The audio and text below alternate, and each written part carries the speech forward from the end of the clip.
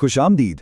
देखें, जब से इंसानियत का आगाज़ हुआ है तब से एक सवाल हमेशा मरकज़ में रहा है, हमारा अक़ीदा हमें कहाँ ले जाता है।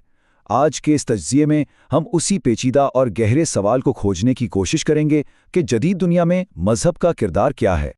तो चलें सीधा इस बुनियादी सवाल पर आते हैं जो आजकल हर किसी के जहन में है। क्या आज की इस तेज़ रफ्तार टेक्नोलॉजी से भरी दुनिया में मज़हब की वाकई कोई जगह बाकी है? यही वो सवाल है जिसका जवाब हम आज मिलकर तलाश करेंगे। लेकिन रुकिए, इस बड़े सवाल का जवाब देने से पहले यह समझना बहुत ज़रूरी है कि आखिर मज़हब का इंसानी माशरे पर इतना गहरा और देरपा असर क्यों रहा है। जब तक हम इसकी बुनियाद को नहीं समझेंगे, हम आज इसकी ज़रूरत पर ठीक से बात नहीं कर पाएंगे। देखें, अरबों लोगों के लिए मज़हब अखलाकियात का एक बुनियादी ढांचा फराहम करता है। यह हमें बताता है कि सही क्या है और गलत क्या, जैसे ईमानदारी और हमदर्दी की अहमियत। और इससे भी बढ़कर ये ज़िंदगी के उन गहरे सवालों के जवाब देने में मदद करता है जो हम सबको कभी ना कभी परेशान करते हैं, जैसे हम यहाँ क्यों हैं और हमारी ज़िंदगी का असल मकसद क्या है। और बात सिर्फ इखलाकियात की नहीं, मज़हब का एक बहुत बड़ा समाजी और नफ्सियाती किरदार भी है। ये लोगों को जोड़ता है, एक कम्युनिटी का एहसास दिलाता है और मुश्किल वक्त में एक दूसरे के लिए सहारा बनता है। सोचें, दुआ और मुराकबा जैसी चीज़ें लोगों को कितना जज्बाती और रूहानी सुकून देती हैं। तो यहाँ आकर बात दिलचस्प हो जाती है। जैसे जैसे दुनिया जदीद हुई, साइंस ने तरक्की की, एक बड़ी बहस शुरू हो गई कि क्या इन तमाम कामों के लिए जो मज़हब करता आया है अब भी उसकी ज़रूरत बाकी है। ये हमें एक नए दोराहे पर ले आया है। इस बहस में ना दो बड़े कैंप हैं। एक तरफ वो लोग हैं जो कहते हैं कि हाँ बिल्कुल, माशरा मज़हब के बगैर चल सकता है। उनकी दलील ये है कि हमारे पास अब साइंस है, मंतिकी सोच है और इंसानियत पर मबनी अखलाकियात और कावानीन हैं। लेकिन दूसरी तरफ कुछ लोग कहते हैं नहीं, ऐसा मुमकिन नहीं, क्योंकि मज़हब वो चीज़ें देता है जो साइंस कभी नहीं दे सकती, जैसे ज़िंदगी का एक हतमी मकसद, एक मजबूत कम्युनिटी का एहसास और रूहानी सुकून। चलें अब ज़रा मगरिब के कुछ बड़े मुफक्किरीन की तरफ चलते हैं और देखते हैं कि वो इस सवाल के बारे में क्या सोचते थे।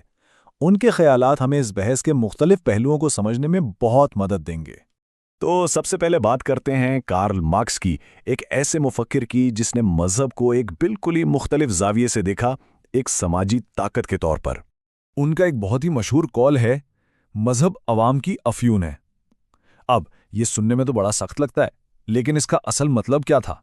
देखें, मार्क्स का कहना था कि मज़हब लोगों को उनकी तकलीफ़ों में सुकून तो देता है, लेकिन ये उन्हें समाजी नाइंसाफ़ी के खिलाफ खड़े होने से भी रोक सकता है। क्यों? क्योंकि लोग ये सोचकर सब्र कर लेते हैं कि उन्हें इसका अजर आखिरत में मिलेगा।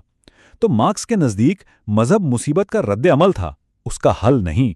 मार्क्स के बाद आते हैं फ्रेडरिक नीत्शे, जिनकी सोच तो और भी कह लें कि तहलका खेज थी। उनका वो शहरा आफाक जुमला, खुदा मर गया है, इस एक जुमले ने जदीद सोच में एक भूचाल पैदा कर दिया। अब जाहिर है उनका मतलब कोई हकीकी मौत नहीं था, बल्कि वो एक सकाफती तब्दीली की बात कर रहे थे।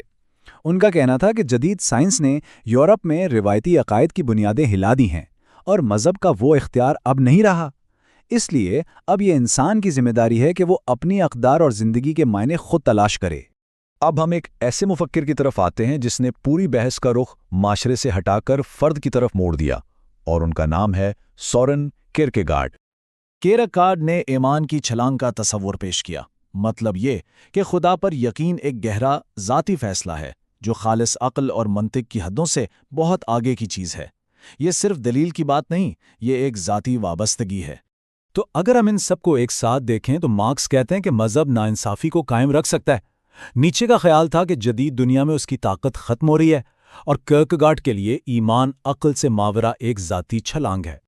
लेकिन ठहरिए, ये बहस सिर्फ मगरिब तक महदूद नहीं है। चलें अब इस्लामी सुनहरी दौर में चलते हैं, जहाँ के अजीम मुस्लिम फ़िलोसोफर्स ने भी अक्ल और वही के इस ताल्लुक पर बहुत गहराई से गौर किया था।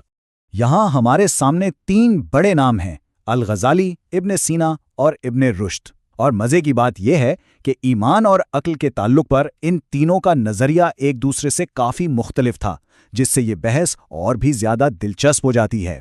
मिसाल के तौर पर अल-ग़ज़ाली और इब्न रुश्द के ख़यालात को ही देख लें। अल-ग़ज़ाली का मानना था कि इंसानी अक्ल की एक हद है और ख़त्मी सच्चाई सिर्फ वही और रूहानी तजुर्बे से ही मिल सकती है। दूसरी तरफ इब्न रुश्द थे जो फ़लसफ़े का दिफा करते थे और कहते थे कि अक्ल और मज़हब दोनों सच्चाई तक पहुंचने के 2 रास्ते हैं जो एक दूसरे से मुताबिकत रखते हैं। और फिर आते हैं इब्न सीना, जिन्होंने खुदा के वजूद के लिए एक बड़ी शानदार मंतकी दलील पेश की जिसे वाजिबुल वजूद कहते हैं। वो कहते हैं, सोचें ज़रा, कायनात में हर चीज़ अपने वजूद के लिए किसी और पर मुनहसर है। यह सिलसिला हमेशा तो नहीं चल सकता ना, तो आखिर में कोई एक ऐसी हस्ती ज़रूर होनी चाहिए जो किसी पर मुनहसर ना हो, और वही हस्ती खुदा है। क्या खूबसूरती से उन्होंने ईमान को सहारा देने के लिए अक्ल का इस्तेमाल किया। तो इन तमाम मुख्तलिफ नज़रियात को देखने के बाद हम वापस उसी एक बुनियादी इंसानी जुस्तजू पर आ जाते हैं जो हमेशा से चली आ रही है, मानी की तलाश। और यही इस पूरे तज्जिए का निचोड़ है। इसका सबसे अहम नुक्ता एक मुश्तरका धागा है जो सबको जोड़ता है। चाहे कोई मजहब को माने, उसे मुस्तरद करे या उसकी नई तशरीह करे, बुनियादी सवालात वही रहते हैं: मानी, इखलाकियात और जिंदगी का मकसद। बिल्कुल, यहाँ तक कि वो फिलॉसफर भी जिन्होंने मजहब पर शदीद तनकीद की, वो भी दरअसल उन्हीं गहरे सवालात से जूझ रहे थे, मानी, अखलाकियात और इंसानी मकसद के सवालात जिनका जवाब मजहब देने की कोशिश करता है। और आखिर में हम इस गुफ्तगू को इसी एक सवाल के साथ छोड़ते हैं, अगर मजहब नहीं तो फिर इन सवालों के जवाबात कहाँ से मिलेंगे? ये एक ऐसा सवाल है जिस पर हर फर्द और हर मुआशरे को संजीदगी से सोचने की ज़रूरत है।